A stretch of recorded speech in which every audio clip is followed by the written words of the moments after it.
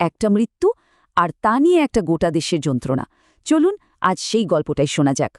ঢাকার কূটনৈতিক পাড়ায় একটা রাস্তার নাম এখন ফেলানী অ্যাভিনিউ। এটা কিন্তু শুধু একটা নাম নয়, একটা কষ্টের রাষ্ট্রীয় স্বীকৃতি। কিন্তু একটা রাস্তার নামের সাথে কেন জড়িয়ে আছে জাতীয় ক্ষতের দাগ? কি সেই ঘটনা? এর উত্তর পেতে হলে আমাদের ফিরে যেতে হবে ১৫ বছর পেছনে, ভারত বাংলাদেশ সীমান্তের এক ভোরে। মেয়েটার নাম ফেলানী খাতুন, বয়স মাত্র ১৫। বাবার হাত ধরে দেশে ফিরছিল নিজের বিয়ের জন্য। কাঁটাতারের বেড়া টপকাতে গিয়েই বিপত্তি, আটকে যায় তার জামা, আর ঠিক তখনই গুলি চালায় বিএসএফ। এক অসহায় বাবা চোখের সামনে দেখলেন মেয়ের নিথর দেহটা ঘণ্টার পর ঘণ্টা কাঁটাতারে ঝুলে রইল। এরপর শুরু হল ন্যায় বিচারের জন্য দীর্ঘ ১৫ বছরের অপেক্ষা, এক কথায় বঞ্চনার এক করুণ উপাখ্যান।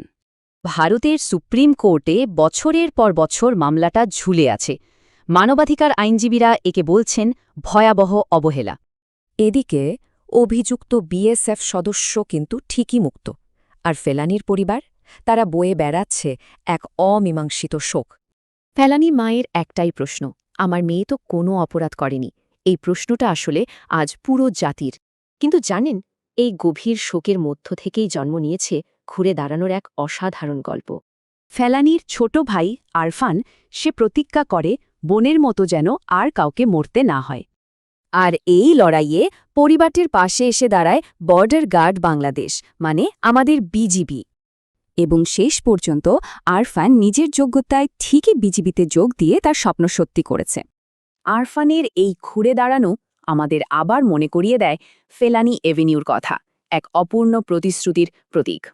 পরিবার থেকে শুরু করে পুরো দেশ সবাই চায় শুধু নাম নয়, এবার নক্কর পদক্ষেপ নেওয়া হোক। তাহলে প্রশ্নটা হলো, ন্যায়বিচার ছাড়া এই রাস্তার নাম কি আসলেই সম্মান, নাকি এক জাতীয় লজ্জার স্মৃতিচিহ্ন?